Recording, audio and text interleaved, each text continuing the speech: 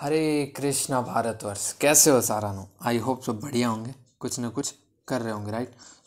आज हम आपके लिए लेकर आए हैं दिल्ली सल्तनत का पार्ट 4 यानी सैयद वंश के ऊपर हम बात करने वाले हैं आज। इससे पहले जो 3 वीडियोस थी वो थी हमारी, सबसे पहला पार्ट था, इसमें हमने डिस्कस किया था गुलाम वंश के ऊपर। पार्ट 2 था, उसमें हमने डिस्कस किया था खिलजी वंश के ऊपर। जो पार्ट 3 था, इसमें हमने डिस्कस किया था तुगलक वंश के बारे में। तो आज जो पार्ट 4 है, इन चौथी वीडियो दिल्ली सल्तनत के ऊपर, जिसमें हम डिस्कस करने वाले हैं सैयद वंश के बारे में। और ये जो वंश है ये बहुत ज़्यादा लंबा भी नहीं है, बहुत ज़्यादा छोटा है। मतलब कह सकते हो सांस्कृतिक उपलब्धि रही हो चाहे राजकीय उपलब्धि रही हो, किसी भी सेशन में देखे हिस्ट्री में दिल्ली सल्तनत में सबसे कम काम हुआ है इनके शासनकाल में। तो इतना कुछ इनका जो रेफरेंस है तो मिलता भी नहीं इतिहास में। बहुत कम इतिहासकार इनका रेफरेंस देकर लिखते हैं इनके शासनकाल में, क्योंकि जो तुगलक वंश के उसके बाद में तैमूर लंग ने जब आक्रमण किया था तो तैमूर लंग ने खुद ने शासन किया है ना। 1398 में जब तुगलक वंश खत्म होता है, उसके बाद में 1414 में स्टार्ट होता है वंश। तो आप समझ सकते हो इतने वंश तक दिल्ली सल्तनत में किसने राज किया। तो ये हम पहले बता चुके हैं, राइट। अब हम बढ़ते हैं सेशन की ओर। और बता दूं बहुत मुश्किल से 20-22 क्वेश्चन है, ज़्यादा नहीं है। और यहाँ सैयद वंश ज़्यादा इंपॉर्टेंट है भी नहीं, संस्थापक है या कुछ इनकी एक आध उपाधि है, बस वही है। बाकी घिसा पिटा वही है, एग्जाम है, यहाँ से एग्जाम बहुत कम क्वेश्चन देखने को मिले हैं अभी तक। आई थिंक आप समझ गए होंगे मैं किस ओर इशारा कर रहा हूँ। ये इतना इंपॉर्टेंट नहीं, अब थोड़ा सा ध्यान रखना, मोटा मोटा आपको समझना है ना, राइट। बढ़ते हैं सेशन की ओर। Without wasting any time, let's get started. थोड़ा सा पहले मैं आपको इंट्रोड्यूस करा दूँ सैयद वंश के कालक्रम के बारे में। यानी शासनकाल जो रहा था सैयद वंश का, वो रहा था 1414 से लेकर 1451। जी हाँ, 1414 से लेकर 1451 तक ये शासनकाल चला था सैयद वंश का। और ये दिल्ली सल्तनत पर राज करने वाला चौथा वंश है, राइट। तो ये पता होना चाहिए आपको। और एक बार ऐसा हुआ था ऐसा कि दिल्ली सल्तनत के ऊपर जितने भी वंश हुए थे उनका कालक्रम पूछ लिया था, तो बहुत लोग कंफ्यूज हो गए थे। एक हवा बना दिया था कि ऐसे क्वेश्चन आ गए। जबकि मैं बता दूं ऐसे क्वेश्चन अक्सर पूछे जाते हैं कि आपको कोई भी जो शासक रहे, ये तो हम बात कर रहे हैं वंश की, कई बार शासन जो शासक होते हैं उनका भी पूछ लिया जाता है। जैसे हम बात करें मुगल जो सम्राट थे बाबर, उसके बाद में हुमायूं के बाद में कौन आए, उसके बाद में कौन आए, उसके बाद में कौन उत्तराधिकारी हुआ। तो ऐसा भी आपको पूछा जा सकता है। तो आपको हर एंगल से परफेक्ट होना पड़ेगा, राइट। अब बढ़ते हैं सेशन की ओर। आई थिंक वीडियो जो ज़्यादा लंबी ना हो जाए। फिर सैयद वंश के बारे में बात करूँ तो 1414 से लेकर 1451 तक ये शासनकाल चला था सैयद वंश का।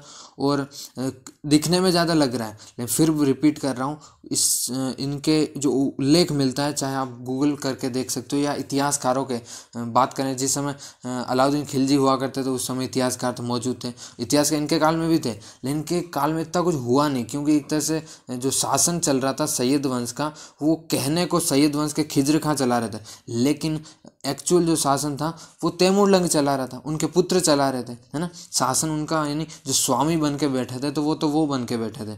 आपको इस चीज़ का ध्यान रखना है कि सैयद वंश नाम मात्र का खिज्र खां का था या आगे जो शासन उनका था, लेकिन जो मेन रीज़न है वो ये है कि इसके जो सांस्कृतिक धरोहर या बात करें इमारतें इतनी बनी ना, इसके शासनकाल में कुछ प्रजा को कुछ फ़ायदा हुआ, तो इसका मेन रीज़न यही है कि तैमूर लंग का स्वामी बनना इसका, है ना। तो बढ़ते हैं सेशन की ओर। फर्स्ट क्वेश्चन हमारी स्क्रीन के सामने है, सैयद वंश का संस्थापक कौन था। जी हाँ, सैयद वंश का संस्थापक, तो ये अक्सर पूछा जाता, कॉमन क्वेश्चन है, खिज्र खां, राइट। खिज्र खां जो है वो सैयद वंश की स्थापना करता है दिल्ली सल्तनत में। तो चौथा वंश था सैयद वंश।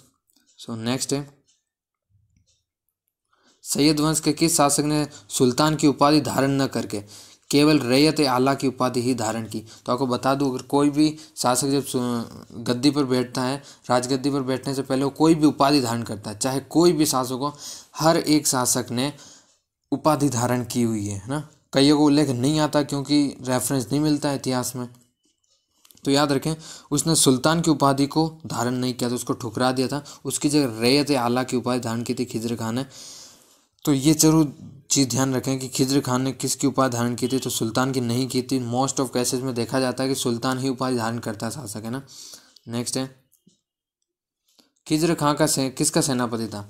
जो खिज्र खां था वो किसका सेनापति था, तो मैं बता दिया आपको स्टार्टिंग में कि तैमूरलंग इसका स्वामी बन के बैठा था। तो क्यों बन के बैठा था, क्योंकि जब तैमूरलंग ने आक्रमण किया तो ऑब्वियसली दिल्ली जीतेगा, तो जब दिल्ली फतेह कर दी तो दिल्ली सल्तनत पर राज किसका होगा, तो तैमूरलंग का होगा। क्योंकि जब तैमूरलंग जहाँ से आया था फिर वहाँ की सत्ता ना हट जाए, इसलिए उस डर से तो वापस तो लौट गया था, लेकिन खिज्र खां को वहाँ बिठा दिया था कि अब तू शासन संभाल। कुछ साल तैमूरलंग ने भी शासन किया था, वैसे ऐसी बात नहीं है, उसके बाद में हुआ था, राइट। सो नेक्स्ट है खिज्र खां की मृत्यु कब हुई थी, तो जो खिज्र खां की मृत्यु है वो हुई थी 1421 में। जी हाँ, 1421 में। और 1414 में स्टार्ट करते हैं, यानी इस्टेब्लिश करते हैं सैयद वंश। फिर उसके बाद में 1421 में जाकर इनकी डेथ हो जाती है। तो इनका कुछ शासन ज़्यादा रहा नहीं, और क्योंकि इस वंश का ज़्यादा उन्नति पर ना आने का मेन रीज़न कई इतिहासकार ये भी लिखते हैं कि इनका जो वंश चला था ना, कोई 4 साल में मर रहा है, कोई 3 साल में मर रहा है, कोई बीमारियों में हो रहा है, कोई काम ही नहीं कर रहा, कोई भोग विलास में इंद्र तृप्ति में लगा हो। तो आई थिंक मेन रीज़न यही है कि ये कहना आसान है कि भाई किसी शासन के स्वामित्व में रहा था, तो आई थिंक ये पॉसिबल नहीं इतना हद तक, लेकिन जो शासन करेगा उसको कुछ तो करना चाहिए ना। तो ऐसा इसलिए भी नहीं मिलता क्योंकि शासन इतना लंबा रहा नहीं, कोई 5 साल में मर रहा, कोई 6 साल में, कोई 3 साल में, तो फिर इसमें राजा भी 3 से 4 ही हुए, तो फिर ज़्यादा नहीं हुआ उनका। जिनका उल्लेख है उनका हम आज डिस्कस करेंगे। नेक्स्ट है खिज्र खां के पुत्र का नाम क्या था, तो खिज्र खां के जो पुत्र थे उनका नाम था मुबारक खान। जी हाँ, मुबारक खान जो नाम था वो खिज्र खां के पुत्र का नाम था, और यही आगे जाकर बनेंगे उत्तराधिकारी। नेक्स्ट है खिज्र खां के पुत्र ने कौन सी उपाधि धारण की, तो जो खिज्र खां है उनके पुत्र ने शाह की उपाधि धारण की। कौन सी, शाह की उपाधि धारण की। तो ये ध्यान रखें, one of the most important question, मतलब सैयद वंश के हिसाब से मोस्ट इंपॉर्टेंट है। ऑल ओवर अगर देखें दिल्ली सल्तनत में तो इतना इंपॉर्टेंट नहीं है। नेक्स्ट है किस पुस्तक से सैयद वंश के संदर्भ में जानकारी मिलती है, तो बता दूं ये भी बहुत ही सेलेक्टेड क्वेश्चन है। जब इसके ऊपर मैंने बहुत डीप रिसर्च की तो पता लगा क्वेश्चन इस संदर्भ में आ रहा है, क्योंकि सैयद वंश का कहीं कुछ उल्लेख नहीं मिल रहा है, कहीं भी, चाहे गूगल कर लो, चाहे विकिपीडिया में कहीं चेक कर लो, चाहे इतिहासकारों के रेफरेंस देख लो, कहीं कुछ मिल ही नहीं रहा है। सो ये ध्यान रखें, सैयद वंश के बारे में बहुत कम बुक्स में लिखा, उनमें से एक मोस्ट इंपॉर्टेंट बुक्स है तारीख ए मुबारक शाही। जी हाँ, तारीख ए मुबारक शाही, ये मुबारक खां के टाइम की है, तो ध्यान रखें तारीख ए मुबारक शाही। इसमें सैयद वंश के संदर्भ में जानकारी मिलती है, और इसमें भी इतनी नहीं मिलती जितनी उम्मीद करते हो कि मुग़ल साम्राज्य में जितनी मिलती थी या राजस्थान के संदर्भ में देखे उतनी मिलती थी, उतना नहीं मिल रहा है। नेक्स्ट है यमुना नदी के किनारे मुबारकाबाद की स्थापना किसने की थी, तो जो यमुना नदी के किनारे जो मुबारकाबाद की स्थापना की थी वो की थी मुबारक शाह। मुबारक शाह कौन था, अब आप कहोगे मुबारक शाह तो नहीं सुना, तो मैं कहूँगा मुबारक शाह खिज्र खां का पुत्र था। तो आप कहोगे अभी तो मुबारक खान कह रहे थे, तो ये चीज़ ध्यान रखें, मुबारक शाह जो है, शाह इसकी उपाधि है, शाह इसकी उपाधि है, खान इसका नाम था, मुबारक खान ये नाम था, लेकिन शाह इसकी उपाधि है। तो कोई भी शासक जब गद्दी पर बैठता है तो वो जो उपाधि है उसको भी धारण कर सकता है, ये उसके पर्सनल मैटर, तो हमें उस पर नहीं जाना, राइट, वो कुछ भी करे, राइट, वो तो इतिहास हो गया। फिर नेक्स्ट है सैयद वंश का अंतिम सुल्तान कौन था, सैयद वंश का जो अंतिम सुल्तान था वो था अलाउद्दीन आलम शाह। जी हाँ, अलाउद्दीन आलम शाह। अब आप कहोगे कि जिस हिसाब से इसमें 3 शासक बताए जा रहे हैं, क्या 3 ही है क्या, तो मैं कहूँगा 3 नहीं है। शासन बहुत सारे शासक आए थे, लेकिन उनने इतना शासन किया नहीं, तो वंश वृद्धि हुई नहीं, राइट, तो इतना कुछ शासन पे ध्यान भी नहीं दिया गया, तो ये ध्यान रखें। और लगभग ये चला भी कम है, ये भी एक थोड़ा सा रीजन में डाल सकते हैं आप कि सैयद वंश कितने वर्ष से दिल्ली की गद्दी पर राज किया था, तो दिल्ली पर 37 ईयर्स राज किया था, 37 वर्ष राज किया था, राइट। नेक्स्ट है किस शासक ने नियमित रूप से तैमूर के पुत्र शाहरुख को कर भेजा। जी हाँ, मैंने अभी कहा था ऊपर कि स्वामित्व की जो रही थी इच्छा, वो रही थी तैमूरलंग और तैमूरलंग के पुत्र की। तो ये ध्यान रखें, खिज्र खां से ये नियमित रूप से वसूलता था। तो ये कई बार लोग मान लेते हैं कि भाई इनके शासन काल में वृद्धि ना होना या कुछ भी ऐसी धरोहर जो चीज़ें होती है ना, जो इतिहासकार याद रखे कुछ भी, तो ऐसा कुछ हुआ क्यों नहीं। मेन रीज़न ये भी माना जाता है, कुछ हद तक इसको संभाल सकते हैं, लेकिन ज़्यादा अगर इसके ऊपर डीप रिसर्च हो तो फिर ये आई थिंक कैंसिल हो जाएगा। नेक्स्ट है किस शासक ने स्वतंत्र रूप से अपने नाम का खुतबा पढ़वाया और सिक्के जारी किए? तो ये ध्यान रखें, स्वतंत्र नाम से अगर स्वतंत्र रूप से अपने खुद के नाम का अगर खुतबा पढ़ाया ना, तो वो पढ़ाया मुबारक शाह ने, क्योंकि दिल्ली सल्तनत इससे पहले बहुत कम शासन ने किया। अगर मैं बात करूँ गुलाम वंश में, तो उसमें इल्तुतमिश हो गए, बलबन हो गए, ये कुछ ऐसे शासक थे जो वास्तव में वास्तविक मोड में थे, जहाँ पर कि पता चले कि इनने स्थिति जो दिल्ली सल्तनत में जो वंश की स्थिति है उसको बचाए रखा। चाहे बात करूँ इल्तुतमिश की, तो बहुत सारी प्रणालियाँ लागू की, बहुत सारे विभाग लागू कर दिए, बहुत सारी नीतियाँ चलाई अपने शासनकाल में, प्रजा का बहुत कुछ किया, बहुत सारे कर लगा दिए थे। तो ये चीज़ हमें इस चीज़ का सबूत मिलता है कि इल्तुतमिश के टाइम में वाकई में इतना कुछ था। लेकिन फिर आगे जाकर लोधी वंश में थोड़ा उन्नति पे होगा, फिर वो भी ख़त्म हो जाएगा। तो चीज़ ध्यान रखें।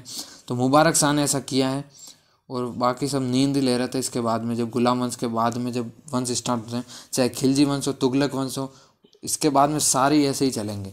नेक्स्ट है, मुबारक शाह की मृत्यु कब हुई? तो जो मुबारक शाह की मृत्यु हुई वो 1434 ईस्वी में हुई, राइट। तो इन्हें 1421 में हो गई थी खिज्र खां की, उसी के पुत्र की 1434 में मृत्यु हो जाती है। तो ये ध्यान रखें। नेक्स्ट है, मुबारक शाह का उत्तराधिकारी कौन हुआ? तो मैंने अभी बताया था, अलाउद्दीन आलम शाह अंतिम शासक था। अब उस समय हमने क्या डिस्कस किया था कि 3 शासक ही थे, राइट। अपने नहीं कहा था उसने, मैंने कहा 3 शासक दिख रहे हैं। लेकिन चीज़ ध्यान रखनी है कि जिस तरह ये वापस ये उसका उल्लेख आया कि 3 शासक थे, लेकिन चौथा फिर आ चुका है, तो वो अंतिम था, राइट। वो मुबारक शाह का उत्तराधिकारी उस समय नहीं था, वो अंतिम शासक था। तो ये चीज़ ध्यान है, मोहम्मद शाह इसका आंसर होगा, राइट। तो कई इतिहास का इसके आपको कहीं नहीं मिलेगा, ना मुबारक शाह का, ना मोहम्मद शाह का, ना अलाउद्दीन आलम शाह का, कहीं किसी का जिक्र नहीं मिलेगा। चीज़ ध्यान रखें। नेक्स्ट है, सैयद वंश के किस शासक ने बहलोल लोदी को खान ए खाना की उपाधि प्रदान की? तो सैयद वंश का वो शासक है, वो है मोहम्मद शाह, राइट। मोहम्मद शाह वो शासक है जिसने बहलोल लोदी, यही बहलोल लोदी आगे जाकर अलाउद्दीन आलम शाह को गद्दी से हटाकर लात मार के भगा देगा और खुद दिल्ली की गद्दी पर बैठ जाएगा। अब जब दिल्ली की गद्दी पर बैठेगा तो बहलोल नाम के सिक्के चलाएगा। तो आगे इसका हम डिस्कस अगली वीडियो में करेंगे, जो हमारा पार्ट 5 होगा, जिसमें लोधी वंश डिस्कस करेंगे। तो फिलहाल मोहम्मद शाह ध्यान रखें ये उपाधि के लिए। नेक्स्ट है, मुबारक शाह का शासनकाल क्या रहा? तो जो मुबारक शाह उसका शासनकाल रहा 1421 से 1434 ईस्वी, राइट। नेक्स्ट है, खिज्र खां का शासनकाल, तो 1414 में स्थापना होती, तो ऑब्वियसली और 1421 में मृत्यु होती, ऊपर बताया दिया था। नेक्स्ट है, आई थिंक इसमें बहुत सारे क्वेश्चन होंगे जो आप पहली बार पढ़ रहे होंगे, या कुछ क्वेश्चन ऐसे होंगे जो पहली बार पढ़ रहे होंगे, है ना, क्योंकि इसमें सारे जो है ना क्वेश्चन बहुत ही ज़्यादा लूसेंट बुक से भी ऐड किए गए हैं, कुछ हमने रिसर्च करके भी कलेक्ट किए, तो बहुत ही ज़्यादा सेलेक्टेड क्वेश्चन है। और इम्पॉर्टेंस इनको इसलिए दी गई है क्योंकि यहाँ से क्वेश्चन अगर थोड़ा सा पेपर डीप बना देना, इंडिया जीके जिस भी एग्ज़ाम में इंडिया जीके का रोल है, थोड़ा डीप गया पेपर, थोड़ा डीप गया तो समझ जाओ कि क्वेश्चन सैयद वंश या लोधी वंश से आने के चांसेस हो जाता है। बात करूँ सल्तनत काल में शासन करने वाले एक मतलब सिया समुदाय वंश कौन सा था?